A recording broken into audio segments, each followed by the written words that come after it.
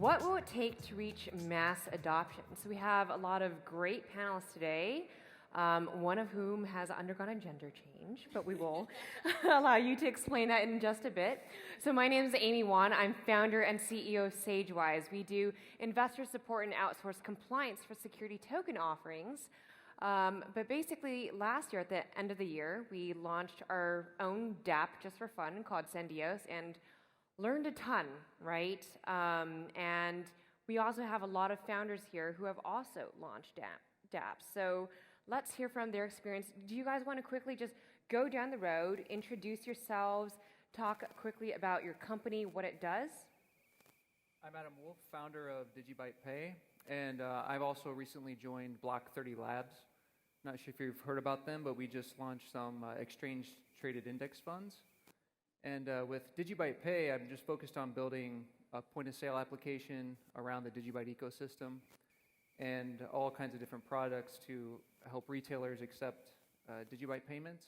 And with Block 30 Labs, we're sort of integrating that technology and building it into a bigger ecosystem with a marketplace and a full range of products to accept new cryptos as well as Digibyte. Cool. I'm Ben Sigman, CTO of Sense. We have a chat application built on the EOS blockchain that uses your EOS keys to encrypt your chat and video messages. And I'm substituting in for Crystal. So you might have been expecting Crystal. If you're looking for Crystal, she wasn't able to make it. She just had a baby. My name's Emily Bush. I do a couple different things. I'm one of the founders of Shios, which is the only female founded and funded block producer on EOS. I also have a fund called Decentra that invests in different blockchain technologies and cryptocurrencies. And then my most recent venture is something called Time Advisors. So we've automated the fundraising process for funds and for companies going through raises, mainly not in seed though, more like Series A. I'm Shiv, Madan. I'm the CEO of Block Party. We're a live event ticketing blockchain protocol. We launched last year and have been ticketing music festivals and now moving into esports and sports. Really trying to solve the problems of fraud and bots and the things that exist in ticketing right now. Fantastic. So Emily, you and I were talking backstage, and you said you have a list of 5 challenges that DApps face and the hurdles that they have to come across in terms of getting more adoption. Do you want to quickly go over that list? We'll talk about each of them in more detail. And if there's anything that you guys want to add to that list, please feel free to chime in. But Emily, do you want to start us off? Yeah, sure. So one of the big things, of course, is a native token. Having a native token on your platform and someone having to transition a cryptocurrency user or even a non-cryptocurrency user having to transition to a native token is just a single barrier of entry. Another one is the price volatility. Then there's marketing and messaging. And then there's technology, the underlying protocol technology, as well as what you're actually building, and then design. And that's kind of how I think I look at it when I'm looking at these different DApps that are coming out, and like, are you actually hitting all of those? The one that I kind of find really interesting is the native token. And I think about it from like a user experience standpoint. So for instance, if you are a cryptocurrency user and you are trying to go sign into an application or a DApp, you typically go and you register, and then you're like, oh shoot, I don't hold the native token.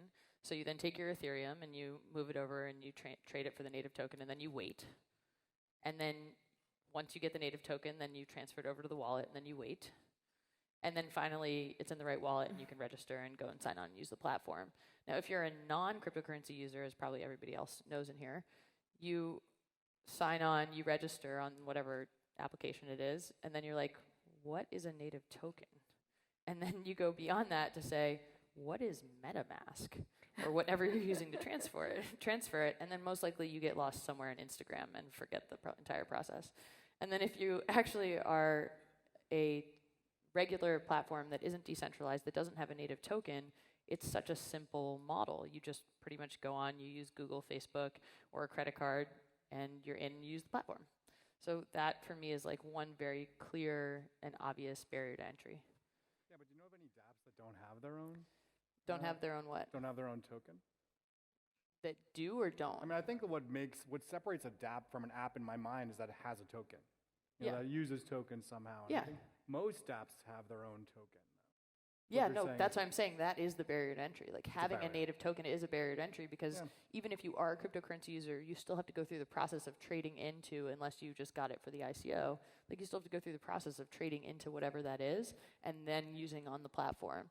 And even that process, because typically, like even if you're EOS based, but more applications currently are Ethereum based, there's still this waiting period that's still a barrier to entry to actually getting to a place where you can register and use the platform. Now, I think that'll get easier over time. I think when we look at, like, for instance, the technology part of those kind of the list of 5, like you'll see that right now protocols kind of work for dApps, and they'll start to get even better for dApps, and like the entire process will get easier. But I think like that's been one of the major barriers to entry. You have 4 million or 40 million cryptocurrency users, and most dApps are having trouble getting over 1,000 users on their applications. Totally crazy. Like, that's insane. Like, that's wild. Yeah, I'm just curious, like how many people in here have a DApp or an app on blockchain? Wow. Okay. It's a good Not percentage. bad. Yeah, okay. You guys came to the right panel.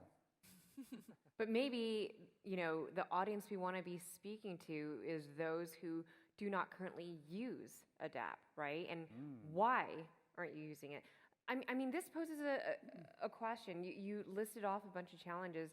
Maybe the topic of this panel is, will DApps reach mass adoption, right? The thing that we started with was music ticketing. So we would go out to music festivals and get them to adopt our ticketing platform. And I would go on to Twitter to promote that, hey, we've got this ticketing platform on the blockchain. But I wasn't really targeting crypto people. I was targeting music people who wanted to. 99% of the people that were going to the concerts were non-crypto users, and I would get this massive backlash. Blockchain, what the F is this? Who gives a shit? And so we realized that we didn't have a product problem, we had a market problem. When you think about product market fit, we weren't targeting the right market for our product. There's nothing wrong. The way that we use for our UX, on the token, it's very seamless in the back end, but the problem we had was we weren't targeting the crypto audience. So we switched our market focus, our business development focus, and actually went out to crypto conferences, went to music events where there were, where there was a natural crypto audience, more house music than, say, trap music. And so we had to become very granular about how we did that. And I think if you target the people in this room who are naturally interested in solving the problems that we're looking at, we're going to be more successful. And then branch out from there. What did you find when you switched? What did you find that happened from? Everyone's Because that's excited. that's like what I was talking about in terms of like marketing and messaging, right? Everyone's excited. Yeah. I found that people are, even when our UX was inferior, I think our UX is a lot better now, but when our UX at the beginning stages was inferior, we still had blockchain and crypto people who were genuinely excited about What we were they did, excited about specifically? Do you know? that it worked. I was hoping Alright. you were going to say were- the design. We were one of the, an early company that built quickly and had a product out in 4 months, after we Yeah. raised money. And there were very few people that had a product out, and they were just happy that it worked. And then we realized, okay, well, let's make this look good, because I want to, my target is to crush Ticketmaster and Eventbrite. But I mean, in order to do that, I have to get the real world, on it, not just us, not all these cool people in this room. I love how sometimes expectations in this space are just a little bit lower. I have a question. You said your token is on the back end, so do your users never actually have to use private keys or anything like that? So when they, so we use encrypted biometrics. So basically that enables the chain of custody of the ticket. It also enables the user to sort of, just to use their rewards that they earn. We call them rewards that they earn for getting discounts. So if you promote if you promote a particular event, or if you bring a friend to an event, then you will earn a reward. The reward can be applied as a discount to your ticket sales. So kind of like Expedia, like a typical membership reward. or a transaction-based reward. So the usage of the token is never really prevalent in the front end for new users. For people who are onboarding the token from, say, the token sale, yeah, that's when you have to have the typical process. But we find that a lot of the new users are just downloading the app. They don't have the token, and they're essentially just earning it and using it and spending it. And that's the main use that we want. Have you guys dealt with onboarding and offboarding of fiat, like into fiat? Offboarding's a bit tough. Yeah. We're still navigating the regulatory environment for that. But onboarding's fine. I have a quick question, and this really kind of comes to the heart of the design architecture piece. Is if we're talking about mass adoption, then theoretically my grandma needs to be able to not only use MetaMask, but like have a wallet and know how to register and know how to use private keys and be relatively sure about the security of custodying her tokens. Grandma's never going to use Ben has MetaMask, though. feelings. Yeah. But we're talking about mass adoption, right? Yeah. Isn't that the target? Well, I don't know. I think we should maybe define mass adoption a little bit. Okay, so let's does define mass adoption adoption. mean Amy's grandma? I don't know. I think it's really interesting. Is like Yeah, like does your grandma use Airbnb? Okay, my mom and my dad. Okay, cool. Okay, so we redefined the target audience, but my mom, like, I just don't see her using private keys. I mean, it's all got to be hidden at some point, right? It has to be seamless. It's got to be easy. So as developers, I think we need to focus on the pain points and figure out how to abstract away from them and hide them and make it on par with the current system. That way it's not so in your face that it's crypto. And I think it just needs to live in the background somewhere eventually. And It does have a security impact, though. The security impact of just having an encrypted biometric login or a QR code is definitely disintermediating what we were initially thinking what was going to be the security of cryptocurrency. But I think you've got to, if you're a DApp like us, it's maybe not as critical because people are just sort of earning it and using it. It's not necessarily they're acquiring massive amounts of the token and it's the core part of the business. I feel like, Ben, you probably thought a lot about this with Sense and like how it's going to operate with how it operates with the token and how you're going to get Amy's mom to use it. Specifically Amy's mom. I know you stay up at night till at least 4 a.m. thinking about Amy's mom using Sense. So I feel like you probably have a lot of thoughts on this side. I think is like, it's not the question. I think the question everyone was asking the past year was like, what can we do with this token? What can the token do in the platform? And the better question is really, what do people actually want to use a token for, right? So because like for most, we can come up with a million things that tokens can do. They have all this possibility of things that they can do. But if no one wants to actually use them for those things, then it's pretty much useless, So one of the things that we've thought about at Sense Chat is like, something that can be actually tokenized in chat is like the likes and weights of messages, and so using the token to transfer value, like when you like someone's message, it actually is you saying like, hey, I really value whatever you put there for whatever reason. Maybe it was funny, or maybe it made a really great point, made me think about something.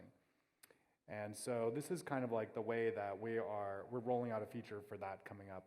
That's one of the use cases of the token here, which is, it's not totally invisible to the user because they're going to choose, oh, I liked this message. Now, how many tokens go along with that like? Adam, do you have any thoughts on how DApps have worked with what your company's doing? We've thought about that. One of the main pain points is when you're using a native token or a token, you have to have the underlying protocol that's built on. So you got to have, if say it's Ethereum, so ERC20 tokens, you have to have some Ethereum in order to pay the fees to transfer those. And that's a pain point that we're working on now because we're actively building on top of DigiAssets, which is a second layer protocol, and so we're trying to figure out how do we make that seamless, and it's definitely a pain point. So we're all working on it, right? So I don't really know what the answer is at this point, but eventually I think it'll be streamlined and integrated. It's just going to take time. There's something that seems strange to me in the crypto space, which is, with everything on the regular internet, everything is about as few clicks as humanly possible. In the crypto space, it's like 20, for every one click you would have with a regular app, it's like 20 clicks or steps that you have to take. How do we fix that? So this is the design piece that I was talking about, right? It's like we have in this space we have such a focus on core technology, and such a less focus on user experience and actual design. And even like I keep going back to Airbnb as an example. I've worked in real estate for a while, so I really enjoy Airbnb. But like their entire system was built by designers, not built by like engineers when it was originally kind of put together. And so like even coming at it from a different angle, which is just not where we're kind of, I think we're getting there, but originally just like coming at it from a different angle is also like a really key portion of it. Yeah, I mean, I think that she's right. Like, we need to think, ideally, what we need to be thinking about is the end user, and what does the end user want, and what will they actually use, and to build from there and to keep things really simple. I mean, one of the reasons that we switched from Ethereum to EOS at Sense was because EOS has accounts that are human readable, so there's already an advantage there, and you don't need to try to get all of these letters and numbers correct in this, 50-character long thing to send someone a token or a message. Let's talk a little bit about the idea of decentralization for DApps. Yeah. Do DApps have to be decentralized? Does that fundamentally not make it a DApp? I don't think so. I think as long as a DApp has a token in it, then it's a DApp. Okay. Yeah. But I think that decentralization is a good goal, and when I say decentralization, the way I think about it is in terms of the way that we handle data. Where that data is stored, how it's transmitted, and who has control of it at each phase of that. And ultimately, one of the great things about blockchain is that the golden rule is own your own keys. So when you were saying earlier, like, we need to get away from keys, I don't know if I agree with that exactly, but I think that's kind of like the thing, is you control your keys, then no matter where your data goes, it almost doesn't even matter. It could be on a server. It could be, on Emily's computer. Do you see like a key as like your credit card number? I think it's like more like your social security number, It's like an identifier. But like I have multiple social keys. Security numbers? Wow. No, credit cards. Yeah. No, but keys, right? I have Yeah. we have multiple keys Mm-hmm. based on the different wallets that we hold. We have multiple credit cards based on the different banks we use or Yeah, I don't know. processing systems we use. I view them like credit cards. You do? Yeah. You what? I mean, I view them like credit cards. Yeah. Because if I lose my credit card and somebody picks it up and swipes it, they're Yeah. going to spend my money. So Yeah. I think Yeah, but credit cards. then you could always call the credit card agency and say, "Hey, someone took my card." Yeah. Yeah. There's no recourse here. I think decentralization is interesting. I think that when I think about like, I'm going to take it back to one of the principles that I brought up before, which is like when I think about the messaging side of it, it's like so many app or DApps come out and they're like, we're decentralized, but to the general public they're like, what does that mean? Yeah. Why do I cares? Yeah. care? Right? And so like I think it's CanWork is like an example. Like they're a freelancing platform, and they basically, because of decentralization, instead of saying we're decentralized, what they come out and say is it is 16 times cheaper to use our service than Upwork because we have an internal token. Or like it's the messaging behind what the benefits are to the user, because just telling the user we're decentralized, everyone's like, cool. Like tell them that their data can get hacked less, like significantly less. Like tell them that it's cheaper. Tell them that all of a sudden because CanWork allows for the use of cryptocurrency, all of a sudden the 2 billion people that are unbanked can all of a sudden become freelancers and use this service. Like those are real world benefits, unlike just walking into, or not walking in, but messaging that is basically like, we're decentralized, which you're like, oh, okay. Yeah, decentralized is a big term. Big too. word, Yeah, it's yeah. a big, Yeah. very big word. It's very long. Yeah, it has a lot of connotations. I mean, the main thing being the private keys, and then on a mainnet, and then I think everything that comes along with the whole founder team stepping away and walking off into the wilderness. I think that you've got to grow a business to some level before you can do that, and maybe that happens, maybe it doesn't. But I think the main thing is the control of private keys, and then being on a mainnet where there is visibility on transactions. Let's switch topics for a second. How about, what kind of DApp do you think it'll be? Like, what's the killer DApp that's really going to take all this mainstream? Sense chat. Yeah, I mean, of course, I think that chat is like, potentially the killer app, really. There's so many chat applications that are reading everything that we write and storing it on servers and storing our passwords in plain text, like Facebook we just found out over 100 million. Yeah, we started 100 million passwords in plain text on our servers. Sorry, guys. There's all of this. There's the curse of centralization, which is that it's a place where you can target and attack. Where with Sense Chat, there is no central storage of messages or keys. Everyone's keys live on the blockchain. That's the public key infrastructure that we use. So the chat app references that, so it doesn't need to transfer keys between the phones to talk, and I think that's pretty cool. And then we also have things that we're doing with the token that are interesting, things we're doing with channels that are interesting, that are different from what you can do in other chat applications. So, I think one of the big things about crypto that I've been really wondering about in the past few days is like, what's the big demographic for crypto in the world, or blockchain in general? And I think it's like making money online. It's what I seem to be a very common theme. People want to make money online. And that's a big, broad concept, but it's kind of interesting to think about, because that's sort of what the token system enables you to do. Like, that's the whole point. Very simple peer-to-peer transactions. And so that's something we're also considering, is what does it look like to get paid to chat? And how can we enable people to create their own ecosystems? And almost like the future of web pages, we believe, is like these chat groups. Instead of building a web page to sell your products, you can have a chat group with some links in it, and maybe there's a public web page version of that. That's what we're moving towards now. So what I think is interesting is, like, instead of saying what is going to be the killer DApp that will like take everything to scale, what I think is an interesting way to look at it is what will be like, what industry so far has proven to basically take things very quickly to scale. And I mean, I think if we look at like some of the major companies that are out there right now,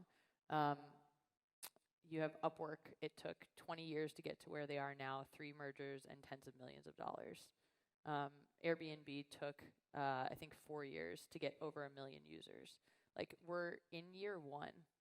And so the question is like, what industry actually, for me at least, what industry actually has the ability to scale really quickly? And I don't have too much expertise in this, but from my understanding, that potentially could be gaming. That could be one really massive, well-constructed game that could actually kind of take us to a more mass adoption level. And gamers are already people that understand kind of the inner workings of how the system works too. So in terms of like adoption and getting people on board and trying to teach people like how the cryptocurrency system as a whole, blockchain system as a whole works, like these are people that are already there. So I think gaming has the ability as an industry, one big game in that industry, to really take us to a level of mass. Yeah, I think there's already a lot of games that are just... I mean, V-Bucks, for example. Yeah, I mean, V-Bucks. If you could transfer EOS V-Bucks dice. for another Gambling, right? Yeah. Although not in the U.S. token. But Yeah, no, but I think V-Bucks is a really good example. There's actually, what is that, Fortnite? Yeah. In Fortnite, you actually buy V-Bucks, virtual dollars, and then you spend them on things in the game. Yeah, You can't get those things out of the game. You can't trade them with other people. And that's sort of the future of like D-goods and virtual goods, where you can buy these skins and things, and then if you want to sell them to another player, you should be able to. That happens in some games on like a third-party market, Yeah. but the future of games is that embedded into the game, sort of. Yeah. You know, and that's already happening with EOS Nights and other games that are doing this. It's pretty wild. What's the status of that, though? Like, I've heard over the past, Yeah. half year that there are people doing that. They're working on this problem. Does anyone happen to know, like, what the state of that is? I think that EOS Nights is already doing it, and it's very popular. And there's other games, too, that I'm probably just not even aware of. I feel like you had a really great statistic, if I remember correctly, like on one call, probably like, I don't know, 4 or 5 months ago, that was like, that it was around EOS Dice and the amount of revenue volume they were doing on a daily basis Yeah, in it has their to do prime. with it was like Do you remember how much they were doing, like, in their prime? the average revenue per user, daily average revenue per Yeah. user is DARPU. Yeah, I think it was something like $6 a user, yeah. which is like, I mean, most apps are like 10 cents or Right. less, like a fraction of a penny or something. But I think the total mass of what they were doing, like their average revenue on a daily basis, and please no one quote me on this, was something like, it was like 2 million or 20 million or something. It was I something in the remember millions on a daily something like basis. 6 months ago, Yeah. I saw statistics, and it was like every 14 days they made like $30 million. Yeah, yeah. Which is crazy. Yeah, we're talking about And this is massive volume. gambling. Yeah. Which is technically online gambling is illegal in the U.S., but you know a lot of these countries were a lot of these Companies DAPs were are based, outside. yeah. Well, or I think one thing to understand is that whenever something new opens up that allows industries that are highly regulated for new players to come into that and pass the regulation, they're going to use those platforms. Like the internet, obviously, when it first started, a lot of people were gambling because you didn't have Porn, to get gambling, licenses to get yeah. on there, and porn and all this stuff. And it's the same thing with any new Devices. technology that allows you to bypass the regulatory infrastructure. Who's the most incentive to be there is the people that can make the most money doing things like this. But the gambling apps are very interesting. I don't know if a lot of people know how they work. And I think it's just really interesting Take us to through talk it about for a real second, quickly, yeah. because the way it works is as you play the game, you're earning some token that the platform has. Like if you play on EOS Bets, you earn Bets tokens, and whatever games you're playing in the casino, they're constantly giving these little chips. And then those chips share in 100% of the revenue of what the casino makes. It's revenue share, yeah. So it offsets even the odds of the games that people are playing, and that's why it became so massive. And I think it's going to still keep growing because my guess is a lot of people don't even really know that this is how it works, but the people that do know are making a killing on it. Yeah. And then for every new user that you refer, you get A percentage of what they get. yeah, And like, it's there's all crazy. kinds It's of like things. the Yeah, it's craziest crazy. pyramid scheme. Yeah, I mean, obviously the casinos own a large chunk That of the P word. tokens that they're getting distributing the value, but gaming and games, I think that's a really good point. Yeah, Yeah. you were saying that. Thanks. Awesome. You're right. So where do we have to go from here? The DAP industry. What needs to happen? Okay, let's talk about this next year. What would you like to see over this next year? So UX. I think UX. I don't know. Exactly, I always bring it UX. back to I think Crystal's favorite example. Thanks for showing up, Crystal, today.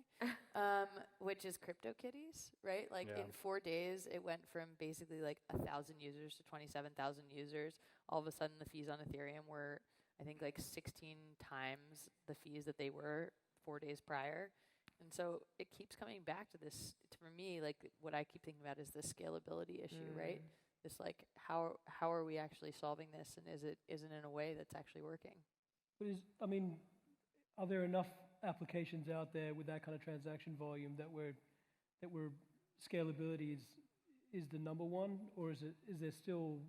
I feel like there's still not enough applications out there that are really going to Applications Clog up. with enough traction. to clog up the Yeah, but as you're clog watching up the like blockchain. all With these it- big especially with- banks start to come into the space, like they all have a ton of users.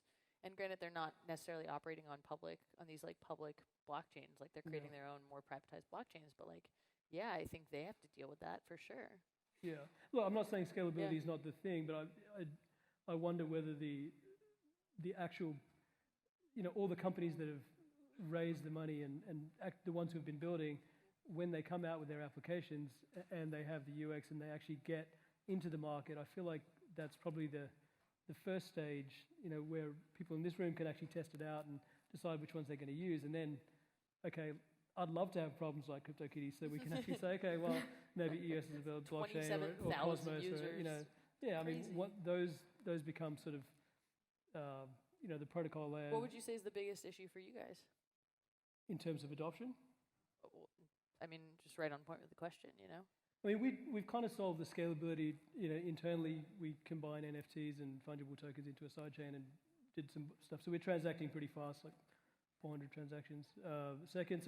But we needed that because we had to potentially have 100,000 people walking through a gate at the same time, and so those sorts of issues. But I think the Ethereum the is bigger the bigger issue is really beyond the crypto-oriented events or the people who are happy to take our business. It's really business development, which is actually getting more people to adopt what we've built. And I think that's going to be the bigger challenge. So it's actually getting users. It's actually getting. Or our is it getting business is kind of venues, or is it getting our artists? business is Like kind of a B2B. Which one? Ours is a kind of B2B business primarily, where you have to go to businesses to get them to use the product, and then the consumers end up using it because they have to. Yeah. I'm curious, when you go to these other businesses to get them to use your products, do you mention blockchain? That's a key selling proposition for us. And so They like it. I mean, they love the fan rewards, the fan tokens and things like that, because it gives them additional engagement opportunities with their fans. And then the blockchain, what's valuable for them is that when a ticket resells into a secondary market, usually it's the abyss. So you can put a ticket on Vivid Seats and StubHub, and the original operator of the event never makes any money. But with the smart contracts, we can actually set that, Coachella will make money no matter how many times the ticket's been that's sold. interesting. So that margin we can set at the outset, and then they get paid. So they love that. It's I mean, funny because artists love it. that's not a cryptocurrency or blockchain issue. That's That's just a company issue. Like that's just like any company in the beginning is like, what do we need more of? Partners. What do we need more of? New Right. business, right? It's like that's less, to me at least. Like that's less, like or more money, right? Like that's so standard to what any It's a normal issue. Startup has. It's a super normal issue. I feel like whenever you mention blockchain or Bitcoin or any of this stuff to, a non-crypto person, their heads explode and they're like, oh, isn't that fraudulent thing, blah, blah. Do you feel like when you mention blockchain to normal people, do you have to educate or explain or any of that stuff? Ask Vlad in the front row. I mean, he's our business development head, and half of the people hate it, and they're sort of, as I mentioned before, you guys are blockchain, Bitcoin guys, and the other people are really interested. And then when we explain the monetary gains and the benefits that they can have, like the secondary resale, they love it, and the fan engagement and solving a lot of the problems that they have. As long as you're solving a problem, you can eventually get them to yes. It just takes time. Very interesting. We only have, we have a little bit of time left, but I want to go down the row. Maybe I'll present you a couple questions and you can answer whichever one you want, but what is something you did not expect when you were building your DApp, and maybe what's one piece of advice you'd give to a potential DApp developer in the room? When I started building, I built a point of sale system called DigiCafe, and it's basically a mobile point of sale that allows anybody to accept Digibyte payments. So it's because I wanted to go to my local coffee shop and buy a cup of coffee with my coins, and there was no way to do that, and unless you just transfer wallet to wallet. So I just set out as a project for myself to build this, and I went at it from a user's perspective. So my whole goal was like, how do I make this simple? It's got to be dead simple. And for me, building that was my whole mindset. And I think that's super important. Is you have to think about your grandma, and your mom and dad. It's like, Amy's. I have to make this stupid simple. Like it's got to be so easy. So that was driving me through the whole process. And if you download DigiCafe, you can find it, on the app stores. It's really simple. You just pop in your Digibyte address, and everything passes through to an external wallet. And you don't even realize it's just like ringing up a sale. It converts all the prices for you. So I think that's the kind of mindset we need as developers, is like, how do we make this simple? It's like simple, simple, simple. And even the wallets we download, it's like we have our 12-word phrase. And that's a showstopper for a lot of people, because it's like, nah, what are these 12 words? It's like, I'm done. Like, click. So, so even when building a wallet, I'm sort of considering other options like, password encryption versus the 12 word phrases. So those kind of ideas I think are really important. And just how do we make it simpler? Like and, password encrypt the keys, store them on a server. Yeah. Yeah. Yeah. Yeah. And if somebody finds it, it's useless unless they know your password. No, so, it's totally cool, yeah. yeah. Your turn, Crystal. Oh, okay, my turn, yeah. Crystal. Crystal. I think that one of the big things we didn't really anticipate being this hard is that the Apple App Store is really difficult to work with. They have an incredible amount of guidelines, and they seem like they're static, but they're sort of not, because they're open to the interpretation of the app reviewer. So we released the app almost a month ago, and since then every update we've had has been rejected, but not because of anything we've changed or added new, but because of other things that they have decided now that we're not doing correctly, even though they had been improving it for months before. And I don't know if we just get targeted for being a crypto app, because Apple makes their money by you do an in-app purchase for digital things. Now, if you have other ways to circumvent that to get some kind of digital item, that's potentially costing them money. So they're not exactly excited about blockchain. Are you finding the same thing with the Google Play Store? Google Play Store, no problem.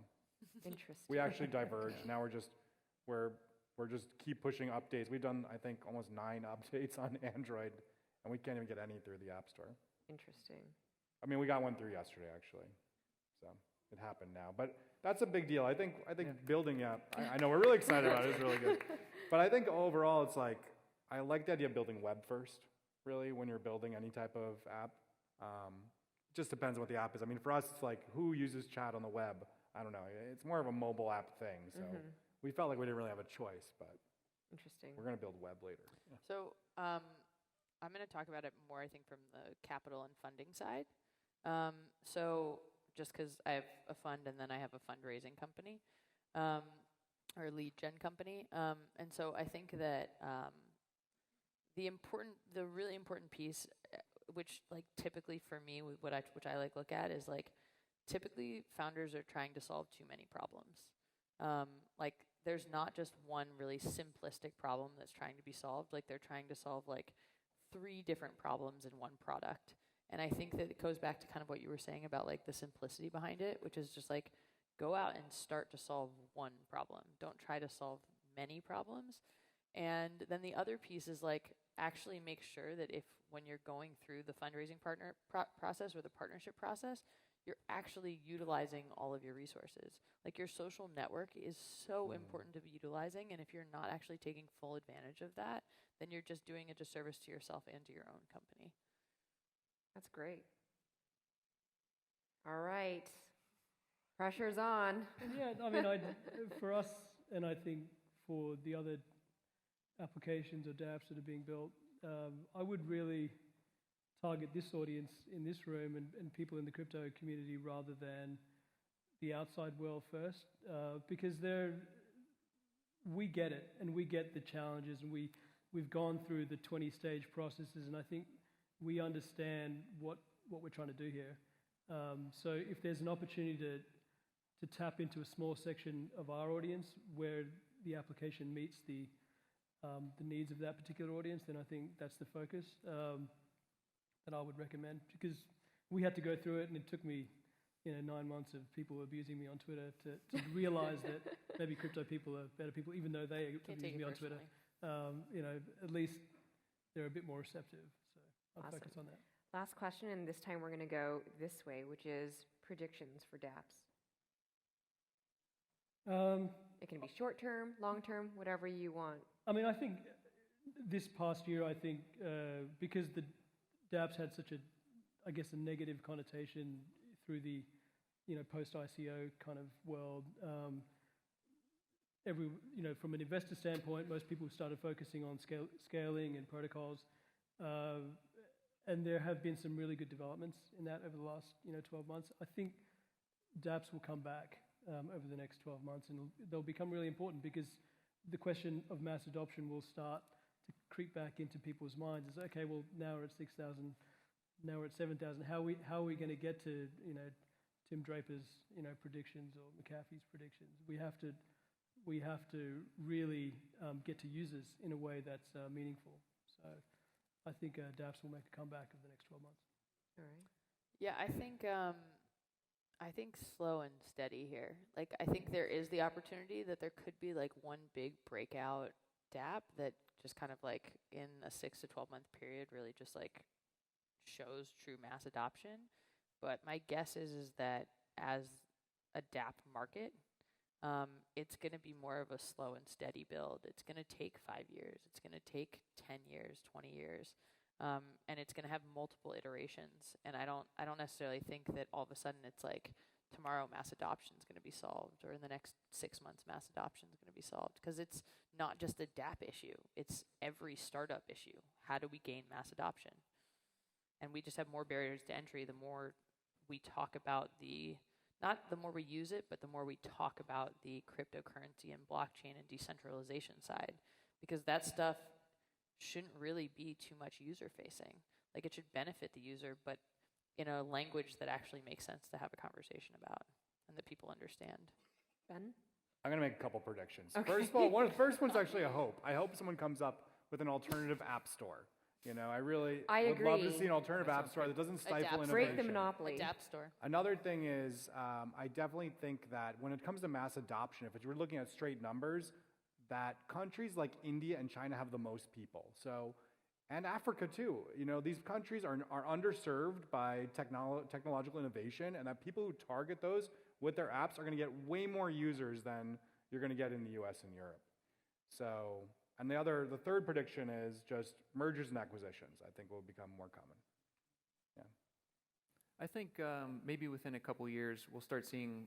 I'd really like the use case I want to see is like leveraging sort of the sharing economy, and I think I don't know. It's going to be the right fit. It's got to be the right fit for the right market, because blockchain isn't really necessarily going to solve problems for everybody, and it doesn't make sense in some businesses. But if you have a situation where you need to audit transactions, maybe with large groups of people, maybe sort of pooling money and then dispersing payments. I think that'd be a good solution if somebody, could come up with something there. And I think that's probably possible in a couple years. Fantastic. Yeah. Awesome. Well, thank you all so much. Everyone, give them a big round of Thanks, applause. Amy.